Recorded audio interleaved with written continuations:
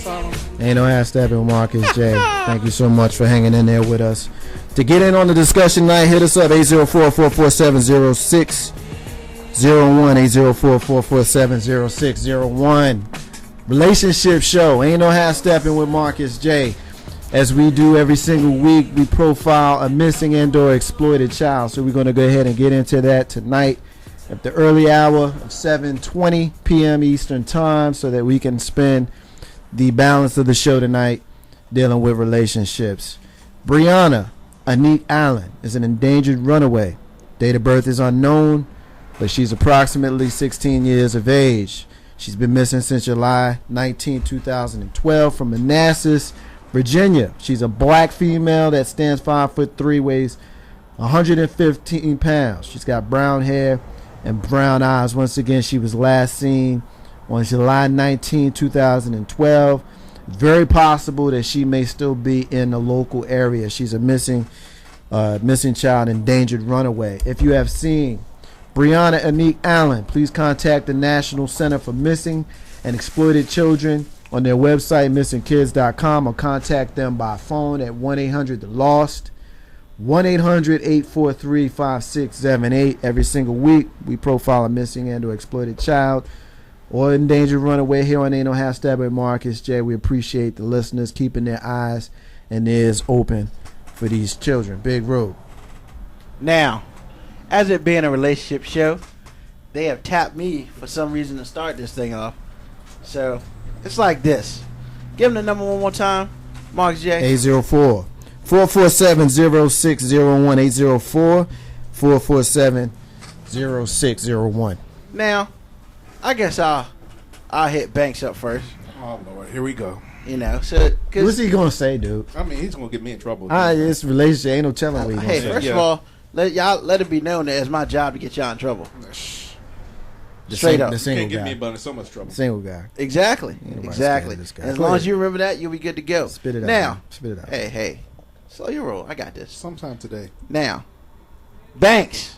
Yeah, As far as relationships go, I deny all questions. how do you feel? How hard do you feel it is to maintain a relationship through distances? Not say apartment over, talking more like, longer than maybe 2 hours, 3 hours away. It's easy for me. I've done it before. I was in college, so it was all right for me. I ain't had no problem with it. So what'd you do to make it bearable? I can't tell you all that. See, then you get my dirt. As far as a relationship goes, hey man. look. Hey, I man, we answered on a the question, relationship right? show, man. You can't be sitting over there pleading Yeah. the Fifth Amendment. No, I answered the question. No, I you answered the didn't. question. I What said, you doing? No, Yeah, you see, did. he can't ask All another right, question after I already answered the first one. I want to go to ladies. Yes. Let's start with the dating diva first. Okay.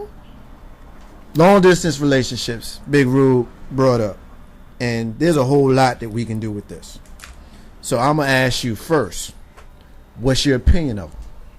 Personally, my opinion is they usually do not work long term. Okay. You can make it work, I think, for a short period of time, but eventually somebody got to move to somebody in order for it to last. Because you're going to have all kinds of questions of infidelity and all kinds of other issues like that. So I think it's very important that, after a few months, a year or so, to start planning to move closer together. Yeah, I would agree with that. Also, I would say my first early dating years was all long distance. I mean, even like in middle school, high school, I never wanted to go date somebody that went to my school. Why not? Because people be all in your business and everybody know you're all a in your couple. business. I'm just saying, then you got to explain why you're not at the dance with Quan or whatever the situation may be. So, I always like to keep that separate, but... She pimping early. Pimping since pimping. Southside? Okay, but I do think with emotional relationships, long distance relationships, you don't get to hit certain levels of emotional growth and complicatedness that happens when you and that person interact on a daily frequent basis because they're not in your space all the time. Yeah, because see, when I want to see you, I want to see you. Yeah. Exactly. So let me ask and you- it's all good when we see each other. Yeah, we need So to let cut me- through the chase and let me- see you. Let me ask you this: were you in a long distance relationship with your husband? No. Have you been in a long distance relationship as an adult, but prior to meeting your husband? Yes. How did that work out? Initially, this gentleman lived in Richmond and then moved, and we kept in touch, and we would see each other ever so often. And you know, when you see each other, it's the whole weekend's blocked out. You're not taking any phone calls. You got dates planned, and you know, a lot of affection gets exchanged, and you know, it's just sort of a fantasy. You're not really dealing with any real world problems or real life issues. It's a good time. You go your separate ways, and you do it all over again whenever that next cycle comes upon you. How long did you say that was, distance wise? Well, see, that's the other thing too with long distance relationships. Some of them are, you know, we're a couple, we're monogamous, we claim each other. But then there are others that kind of fall in that gray category where you really don't have to claim that person. You know what I mean? You're friends with benefits, and so it's hard to put a timeline on it. You know. You said you lived in Richmond. Where did you live? No, I was here in Richmond too, and then he moved, but I stayed. Where did you move to? He moved to North Carolina and New York. Okay.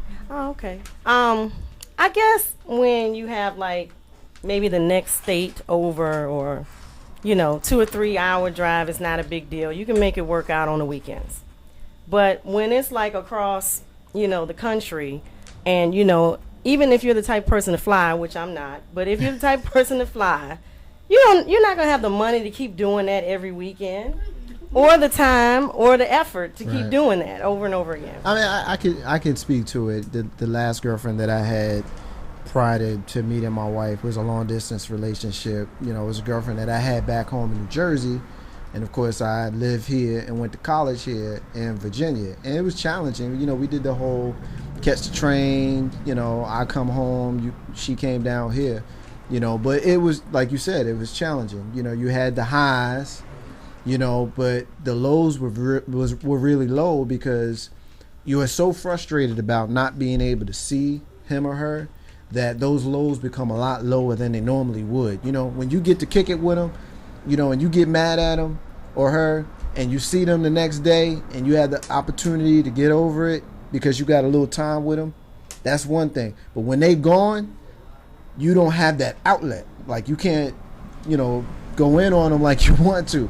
So a lot of times you end up tempering those feelings without being able to, really express yourself, Ruben. I mean, as a person who has moved for a significant other, it's definitely Lost puppies don't count, man. interesting, because like you said, you talk on the phone, you have the weekends, but then you don't deal with anything. Right. But then the problem is when you move together, then you start dealing with stuff. You start getting to know people, and then you may realize that something ain't right. That sort of thing. So I mean, I don't know. I mean, long distance, cross country is tough. Never really done that. I think the longest was probably like a 4-hour drive when I was in college, and that was tough enough. But it didn't sustain for too long. But I would kind of agree. But there are some people who make it work for whatever reason. I don't know how that happens, but they make it work, and I don't know if that's what I want to do, because I don't think I want to make it work cross country or a state over. Next door. So what are you worried about? Hey, see, furthermore, you don't know me, Banks. Well, let me don't know me. let me introduce something that we haven't talked about. Me personally, I'm a hopeless romantic.